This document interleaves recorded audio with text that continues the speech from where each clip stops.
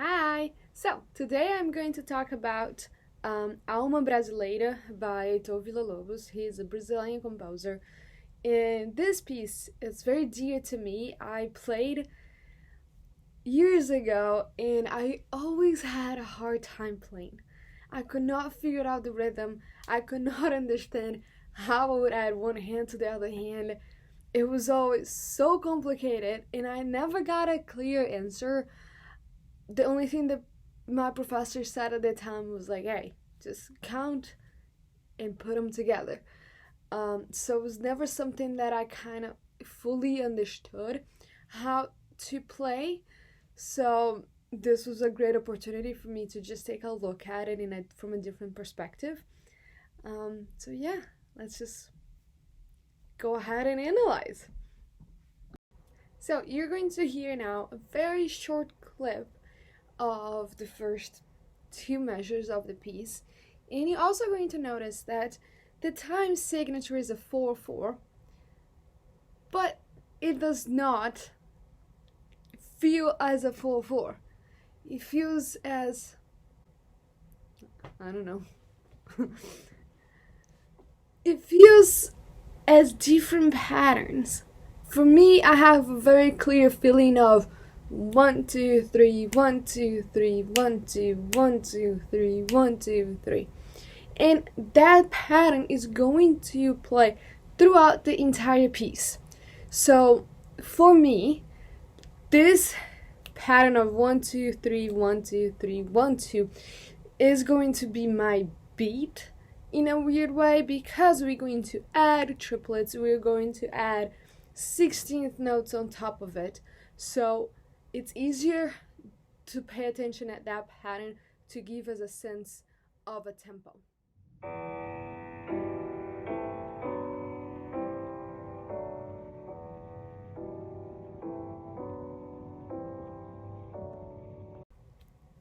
Okay, now that you only listen to the first two measures, keep in mind that that pattern is going to repeat. And now I'm going to talk about some variations that Villa-Lobos started to add to that pattern. So you saw that at the beginning we had the right hand playing the pattern, and then it's going to switch to the left hand, where the right hand is going to start adding a little bit more. So one of the first things that I try to do to analyze this and understand it a little bit more was try to write down the attacks. So not only for the right hand at the beginning of 1, 2, 3, 1, 2, 3, 1, 2, 1, 2, 3, I try to write it down for everything. So I narrow it down to 3 big sections that I think would be nice to talk about. So the first one is just going to be the 16th note against that pattern. So I think you're going to be able to see right here. So YouTuber. And the next one is going to be the half note. It's going to give us the feeling of a 4/4 that also connects to the 16th notes. And the other section is going to be the triplets on top of the 16th note, on top of the pattern. So writing it down, each attack really helps to see how the music goes and where each beat align to which hand or which pattern. Okay, so for the first section, that is the 16th note against the pattern, it also does not align with anything almost. So it's easier if we write it down, the attacks of the 16th note against the attack of that pattern of 1, 2, 3, 1, 2, 3, 1, 2. And you're going to notice, and I'm going to play, that the 16th note, they're not in groupings of 4, but for me it gives me a feeling of group of 7, because the very first 16th note is a rest, and then we have a little pattern of 7 16th note plus 7 16th note, and that repeats. So the first part of that, the first measure that shows up, we have a rest and a tie note, and then for the other one we have a rest, and we just have kind of a continuation in the beginning, and that's something that we also talked in class. So you're going to see the little markings of a little dash and a little other dash. English is hard. Yeah, so you're going to see the little symbols of the continuation in the beginning for the 16th note.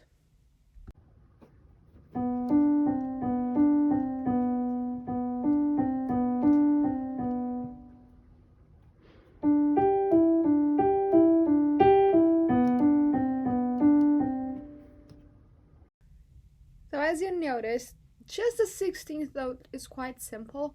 The next step will be to add that pattern, and you're going to be able to listen that, and you're going to see that it does not align. So the first beat 1, both hands are playing together. Beat 2, one hand's playing. Beat 3, it's another hand playing. Beat 4, it's another hand playing. So it does not align. And then we're going to talk about whenever we add the second section, which is adding the half note to the pattern of the 16th note.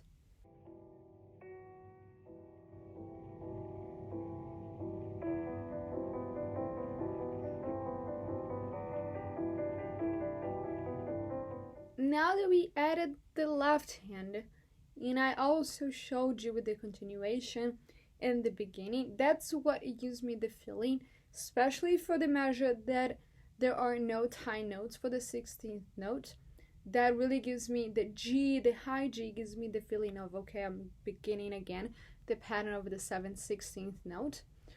The next measure is going to add the half note. The half note is going to start giving us a feeling of a 4/4, even though it's not too clear.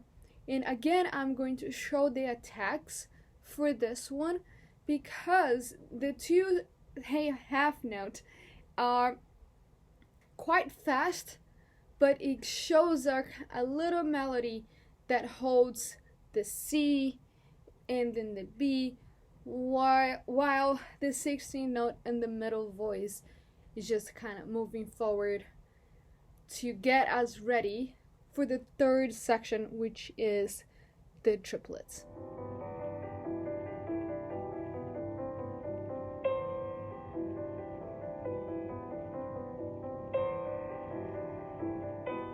Now, this is the fun part-ish.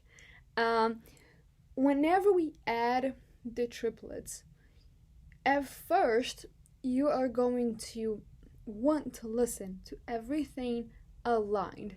The triplets are going to align with the pattern.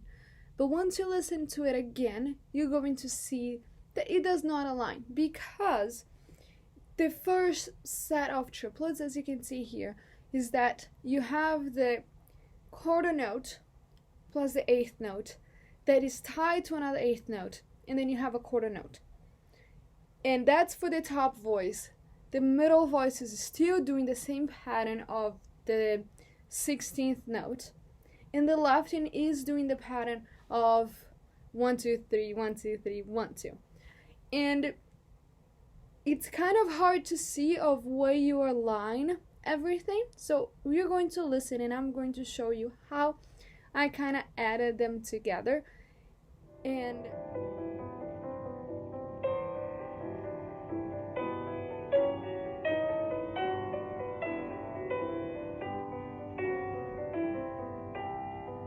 so overall, this piece brings so much materials that we have used throughout the semester. It talks about, you can see displacement, you can see attacks, you can see groupings on top of groupings. And for me, it was a lot easier to listen to it again after a while and try to play after analyzing and after seeing other pieces. So it was easier for me to try to get back and practice a little bit.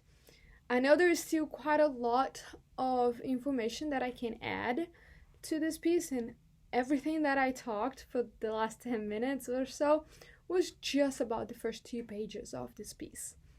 But you can see a clear use of different attacks and different groupings that add to the music in general. It makes it sound pretty aligned and pretty in 4/4, which is the interesting part about Villa-Lobos compositions. Thank you.